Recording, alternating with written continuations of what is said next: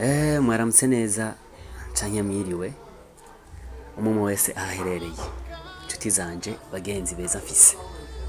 Waruzi ko umuntu wese akeneye uwundi kugira ngo babeho buzuzanya, bafashanya, batahuzanya kandi baterana intege? Iki ni ikibazo ndakubajije nawe ucibaze. Baciye umugani mu Kirundi bati inyakamwe inyaga imwe kandi umutwe w'umwe wifasha gusara ntiwifasha gusaba. Nukuri ntibabesha. Uwuzi igitandukanye nico akitubwira muri commentaire. Nta muntu numwe yikwije. Urakeneye umuntu aguhanura, urakeneye ukwereka inzira aho woca, ico wokora, ivyo wozibukira, ivyo woherako n'ivyo woherezako mu gihe canke mu kintu kanaka uroyemwo, kugira ngo ushike ku vyiza wifuza gushikako, ku ndoto zawe nziza utarinze kuzimagirika.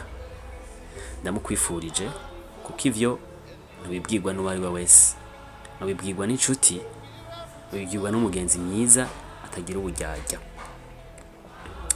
Waruzi ko abo wita abagenzi bawe, inshuti zawe, atari bose bakwifuriza ivyiza vyo gutangaza, ariko si bose bifuza kugera ku ntambuko nziza yohava ituma urengera ubuzima ubwabo bafise babayemwo.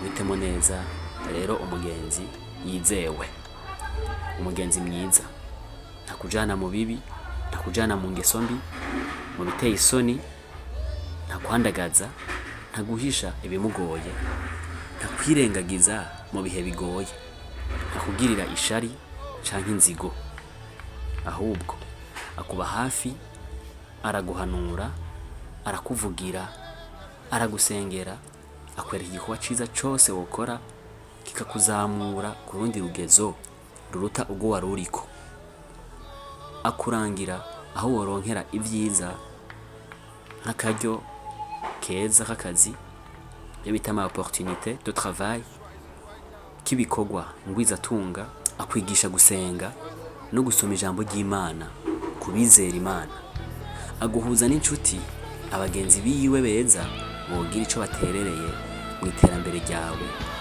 kugira ugere aho umererwa neza mu bawe no mu migambi yawe. Kandi umugenzi mwiza canke inshuti nziza yama igomba kumenya uko umerewe, imenya amakuru yawe, imenya ibikubabaje, irakwegera, ikakuremesha, ikagutera intege, ikamenya n'ibikunezereje, ikanezeranwa nawe. Yamana ntaryo yitwararitse kubona iterambere ryawe mu bisata byose by'ubuzima. Ntiyomara igihe atakubajije amakuru mashasha yawe n'ayabawe canke ibikorwa vyawe. Isoma mbike wawe n'umuhanuzi mwiza wawe, kandi n'umuntu wo kwitura igihe cose hari kikugoye, kumenya ko ataco yokwima afise, ataco atokora ashoboye kugira ngo woroherwe. Turakeneye rero abagenzi beza, atari bimwe vyo kwibesha. Suzuma neza urabe ko uwo muntu umufise, umwe canke babiri canke barenga. Uramufise, hitamo neza, kuko uwo mugendana niwe akugeza heza canke habi bivanye n'ivyo mubanyemwo. Nta giti kibi namba cama ivyiza, kandi nta n'igiti ciza cama ibibi. Ndabesha? Umwe niwe yavuze ati nyereka abo mugendana, abagenzi bawe canke inshuti zawe, hama ndakubwira uwo uriwe. Nivyo, niwagendana n'imboregwa uzobayo bitebe bitebuke. Niwagendana n'umunywi w'itabi, ejo nawe uzorinywa. Niwagendana n'abanebwe uzoba umunebwe.